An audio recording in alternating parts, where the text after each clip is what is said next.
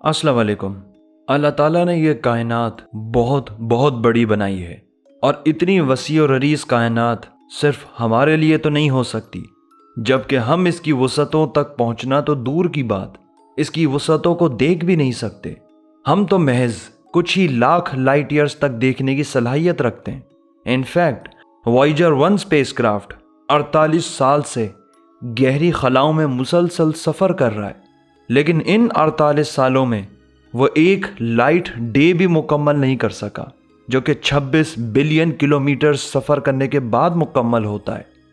2009 में नासा ने एक मिशन लॉन्च किया था, द केपलर मिशन, एक बड़ी सी दूरबीन जिसका मकसद इंसानी तारीख का सबसे बड़ा सवाल हल करना था, क्या हम इस कायनात में अकेले? केपलर टेलीस्कोप एक खामोश लेकिन बेपनाह पावरफुल मिशन जिसने पूरी दुनिया का नजरिया ही बदल दिया। केपलर टेलीस्कोप का मकसद सिर्फ और सिर्फ ये था कि आसमान में जहां जहां भी दूसरी दुनियाएं हैं, केपलर उन्हें ढूंढे। केपलर किसी भी प्लेनेट को डायरेक्टली नहीं ढूंढता, बल्कि जब कोई प्लेनेट अपने सितारे के सामने से गुजरता तो सितारे की रोशनी में हल्की सी कमी आती थी। इसी से पता चलता था कि वो प्लेनेट कितना बड़ा है, कितनी दूरी पर है और क्या वह हैबिटेबल जोन में है। सितारा रोशन और चमकदार होता है, बिल्कुल हमारे सूरज की तरह, लेकिन जब हमारी ज़मीन सूरज के दरमियान आ जाती है तो सूरज की रोशनी में हल्की सी कमी नुमाया होती है और मालूम होता है कि सूरज के सामने कुछ आया है। केपलर इसी सिंपल से अमल को नोट कर रही थी और सितारों पर नज़र रखती, और जब कभी सितारे की रोशनी कम होती तो केपलर समझ जाती कि उस सितारे के गिर्द कोई चीज़ घूम रही है, कोई चांद या कोई ज़मीन। जब कोई प्लेनेट अपने सितारे के सामने से गुजरता तो उसकी चमक में जो कमी आती उसे केपलर डिप्स कहती है। और हमारे सोलर सिस्टम के सबसे बड़े प्लेनेट जुपिटर जितने साइज की दुनिया जब सूरज के गिर्द आती है तो सूरज की रोशनी में सिर्फ 1% डिप आता है। लेकिन 2009 में केपलर की नज़र एक अजीब सितारे पर पड़ी। इस सितारे का रवैया समझ से बाहर था, ना उसका चमकना नॉर्मल था, ना उसका अंधेरा। ये था KIC 8462852। इस सितारे के सामने से कोई ऐसी चीज गुजरी जो इतनी बड़ी थी कि सितारे की रोशनी में एक नहीं, दो नहीं, बल्कि पूरे 15% डिप आ गया था। और ये कोई मामूली डिप नहीं है। हमारी जमीन तो सूरज के सामने 0.5% डिप भी नहीं डालती। 15% डिप तो बहुत हैरानकुन था, लेकिन यह सिर्फ शुरुआत थी, क्योंकि असल अजीब वाकयात तो अभी होना बाकी थे। केपलर ने देखा कि इस सितारे में अचानक 15% के बजाय अब 20% डिप आ गया है। यहां तक कि यह डिप 22% तक बढ़ गया। इतनी ज्यादा रोशनी किसी प्लेनेट के ट्रांजिट से तो नहीं छुपती। और सबसे हैरत की बात यह कि ये डिप्स रेगुलर नहीं थे। कभी ये डिप कम हो जाता और कभी ज्यादा, कभी ये चंद घंटों के लिए रहता और कभी कभी 3 महीनों के लिए। केपलर के डेटा से पता चला कि चंद साल में इस सितारे की रोशनी 3% कम हो गई थी। यह सब कुछ इतना गैर मामूली था कि किसी को समझ नहीं आ रहा था कि आखिर हो क्या रहा है। ये किस किस्म की दुनिया है? ये दुनिया है या कुछ और? और उस वक्त नासा ने दुनिया से 3 लाख लोग इकट्ठा किए। ये कोई नासा के स्टैंडर्ड्स के मुताबिक डिग्री रखने वाले लोग नहीं थे, बल्कि हमारे जैसे आम लोग जिनके पास सिर्फ एक चीज थी, हमारी तरह इस कायनात को देखने की चाहत। वो लोग जिन्हें गहरी खलाओं में झांकने का शौक था। और नासा ने सबको एक टास्क दिया कि वो देखें कि वहां क्या हो रहा है। लेकिन किसी को समझ नहीं आ रहा था कि वहां क्या हो रहा है। कुछ साइंटिस्ट ने यह कहा कि यह किसी एलियन सिविलाइजेशन का काम हो सकता है, लेकिन साइंस सिर्फ मफरूजात पर नहीं चलती, एविडेंस चाहिए। और बिल आखिर सबसे मजबूत थ्योरी ये पेश की गई कि उस सितारे के गिर्द अजीबो गरीब सा स्ट्रक्चर बनाया हुआ है। उस सितारे के गिर्द हमारी तरह की, लेकिन कोई बहुत बहुत ज्यादा एडवांस मखलूक आबाद होगी, जिसने अपने सूरज के गिर्द इस तरह के बड़े बड़े इंजीनियरिंग स्ट्रक्चर्स बना दिए होंगे ताकि वह लोग अपने सूरज की पूरी ताकत का इस्तेमाल कर सकें। और इसकी एक छोटी सी मिसाल हमारी भी है, एक मामूली सी कोशिश। आपके घरों पर लगे सोलर पैनल्स इसकी मिसाल है। तो इस थ्योरी के मुताबिक वहाँ कोई ऐसी मखलूक आबाद हो सकती है जिसने KIC के गिर्द बड़े बड़े सोलर पैनल्स लगाए होंगे जो सितारे के गिर्द घूमते हैं और उसके सामने आने पर डिप्स पैदा करते हैं। इन मेगा स्ट्रक्चर्स को डायसन स्फीयर्स कहते हैं। दूसरी थ्योरी ये पेश की गई कि लाखों या करोड़ों साल कबल कोई दुनिया आबाद होगी जो तबाह हो चुकी है, और आज जो हम देख रहे हैं वो उन तबाहशुदा दुनियाओं के बड़े बड़े टुकड़े हैं जो उस सितारे के गिर्द घूम रहे हैं। KIC हमसे 1500 लाइट ईयर्स के फासले पर है, और हम जो कुछ भी आज देख रहे हैं वो 1500 साल पहले का है। और अगर वाकई कोई मखलूक आबाद है जिसने अपने सितारे के गिर्द मेगा स्ट्रक्चर्स बनाए हुए हैं, तो हो सकता है कि वो कब की फना हो चुकी हो। कोई नहीं जानता हकीकत क्या है। रशिया का एक साइंसदान था निकोलाई कार्देशेव। उसने मैथमेटिकली कैलकुलेट किया कि जो सबसे कम तरक्की याफ्ता तहजीब होगी वो सिर्फ अपनी दुनिया के जराए को इस्तेमाल करना जानती होगी, और उसे टाइप 1 सिविलाइजेशन कहते हैं। फिर उससे ज्यादा एडवांस मखलूक अपनी दुनिया के तमाम रिसोर्सेज को कंज्यूम करने के बाद अब अपने सूरज की ताकत को इस्तेमाल करना भी जानती होगी, जिसे टाइप 2 सिविलाइजेशन कहते हैं, और जिसके मुतालिक मैंने आपको अभी डिटेल से बताया। KIC के गिर्द रहने वाले इंसान और इससे भी ज्यादा एडवांस मखलूक अपनी पूरी गैलेक्सी की ताकत को इस्तेमाल करना जानती होगी।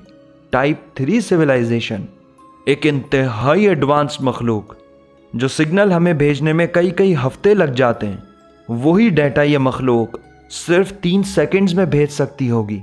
और उस मखलूक की एनर्जी की ज़रूरियात इस कदर ज़्यादा होंगी कि अपनी दुनिया के बाद अपने सूरज और फिर अपनी पूरी कहकशा की ताकत इस्तेमाल कर रही होगी, कंज्यूम कर रही होगी, और उसके तमाम रिसोर्सेज को निचोड़ने के बाद तब उसकी कहकशा अंधेरे में डूब चुकी होगी, और जिसकी हकीकी मिसाल मैं आपको भी देता हूं। लेकिन उससे पहले आप ये तो जान लें कि आज हम कौन सी सिविलाइजेशन है। तो हकीकत यह है कि हम तो अभी तक अपनी दुनिया के रिसोर्सेज को सही तरीके से एक्सप्लोर तक नहीं कर पाए। पेट्रोल और गैस के अलावा हमारा और कोई सोर्स ऑफ एनर्जी है ही क्या? हम इंसान जो अपनी दुनिया की ज़राए भी पूरी तरह से इस्तेमाल करने से स्टिल सदियों पीछे हैं। हम अब तक जो अपनी टेक्नोलॉजी पर फख्र करते हैं, हम तो अब तक सबसे बेसिक टाइप 1 सिविलाइजेशन तक भी नहीं पहुंच पाए, और इसीलिए हम ज़ीरो सिविलाइजेशन कहलाते हैं। हमें तो मज़ीद सदियों लग जाएंगी टाइप 1 सिविलाइजेशन तक पहुंचने में।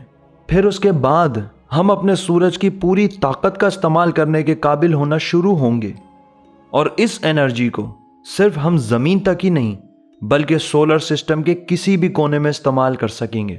फिर चाहे आप मार्स पर हों या सोलर सिस्टम के आखिरी प्लैनेट नेपट्यून पर, सूरज की पूरी एनर्जी पर सिर्फ और सिर्फ हमारा कब्जा होगा, और इंटरगैलेक्टिक ट्रैवल के साथ साथ मार्स को भी आबाद किया जा सकेगा।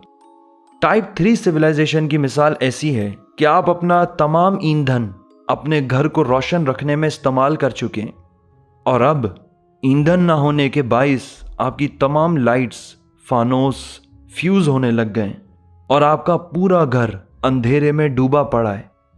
और इसी तरह टाइप 3 सिविलाइजेशन की कहकशा अंधेरे में डूब चुकी होगी, और आज इस कायनात में ऐसा अंधेरा कई जगहों पर है, और इस खला में अंधेरों के बड़े बड़े टुकड़े हैं, खाली जगहें हैं जिनकी बज़ाहिर कोई वजह नज़र नहीं आती कि वहाँ ऐसा जालिम अंधेरा क्यों है, क्यों अचानक बीच में ऐसी खाली जगहें हैं। और इन जगहों पर ना कोई सितारा नज़र आता है और ना कोई दुनिया, और ऐसी ऑड खाली जगहों का होना कोई मायने नहीं रखता, कोई सेंस नहीं बनाता। और हमसे तकरीबन 70 करोड़ लाइट ईयर दूर एक अजीम व शान ऑड सा अंधेरा है जिसे द ग्रेट बूटिस कहते हैं, जिसके एक कोने से दूसरे कोने तक अगर आप सफ़र करना शुरू करें, और बाय द वे रोशनी की रफ्तार से, तो 16 करोड़ सालों तक आप इस अंधेरे में भटकते रहेंगे, लेकिन कहीं पर ना तो कोई सितारा नज़र आएगा और ना ही कोई दुनिया जहां आप ठहर सकें। और ये थ्योरी कहती है कि ये एम्प्टीनेस किसी एडवांस्ड टाइप 3 सिविलाइजेशन की वजह से हो सकती है, जिसने अपनी ज़मीन के बाद अपने सितारे और फिर अपनी पूरी कहकशां की एनर्जी इस्तेमाल कर चुकी है, कंज्यूम कर चुकी है, और अब वो हमेशा हमेशा के लिए सफाई हस्ती से मिट चुकी, और उनकी दुनिया के साथ साथ पूरी की पूरी कहकशाएं अंधेर तारीकी में फना हो गई हैं। कोई नहीं जानता कि वहां रहने वाले कौन थे, कोई नहीं जानता कि वो कहां चले गए। हम तो अभी तक सितारों को सिर्फ देख रहे हैं और तसव्वुर कर रहे हैं कि वहां कोई रहता भी है कि नहीं, और कोई नहीं जानता सिवाय अल्लाह ताला के कि उसने कितनी मखलूकात बनाई हैं। 15 अगस्त 1977 को हमें एक पुरअसरार रेडियो सिग्नल रिसीव हुआ जो 72 सेकेंड्स तक रिसीव होता रहा।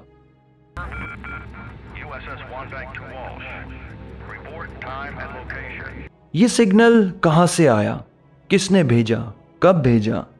मुमकिन है आज से लाखों साल पहले किसी टाइप 3 सिविलाइजेशन ने लाखों या करोड़ों लाइट ईयर दूर से भेजा हो। आज तक हम नहीं पता लगा सके कि ये अनयूजुअल रेडियो सिग्नल्स कहां से आए, किसने भेजे और हमें वो क्या पैगाम पहुंचाना चाह रहे थे। ये वाकया ज्यादा पुराना नहीं है। मई 2023 की बात है कि माहिर फल्कियात ने एक इंतहाई अजीब और हैरानकुन रेडियो सिग्नल मौसूल किया। ये सिग्नल 44 मिनट्स तक रिसीव होता रहा। ये फास्ट रेडियो बर्स्ट से कई गुना तवील था, क्योंकि वो चंद सेकंड्स के लिए होते हैं। ये सिग्नल किसी खास पैटर्न में बार बार दोहराए गए। इसका अंदाज भी बिल्कुल अजीब था। साइंसदान हैरान रह गए, और सबसे हैरानकुन बात यह थी कि ये सिग्नल हमारी गैलेक्सी से बाहर इंतहाई दूर दराज खला से आए थे। न जाने वो कौन सी एडवांस्ड टाइप 3 सिविलाइजेशन थी जिसने ये अनयूजुअल मिस्टीरियस सिग्नल्स हमें भेजे, जो बार बार दोहराए जा रहे थे। वो क्या पैगाम दे रहे थे, कोई नहीं जानता, और शायद ना हम कभी जान पाएंगे। वो लाखों करोड़ों लाइट ईयर्स का फासला तय करके आज हम तक पहुंचे। वो एडवांस सिविलाइजेशन तो शायद कब की खत्म हो चुकी हो। अक्टूबर 2018 में फ्यूल खत्म होने पर केपलर हमेशा के लिए खामोश हो गई, लेकिन उसके डेटा ने साइंस को नए जहां दिखाए। उसने ये दिखाया कि हम अकेले नहीं हैं। आज भी उसके हजारों रिकॉर्ड्स एनालाइज हो रहे हैं, और हर नए प्लैनेट के साथ उम्मीदें भी बढ़ती जा रही हैं। केपलर ने कौन कौन सी दुनियाएं दिखाई? अगर आप इस हवाले से इंटरेस्टेड हैं तो मेरे पास बहुत डिटेल्ड और इंतहाई दिलचस्प मालूमात है जो मैं आप तक पहुंचाना चाहता हूं। अगर आप वाकई मेरी तरह जिस्तजू रखते हैं उनको देखने के लिए तो कमेंट कीजिए। जितने ज़्यादा से ज़्यादा कमेंट्स होंगे मैं आपको उन सैयारों की एक वर्चुअल सैर करवाऊंगा।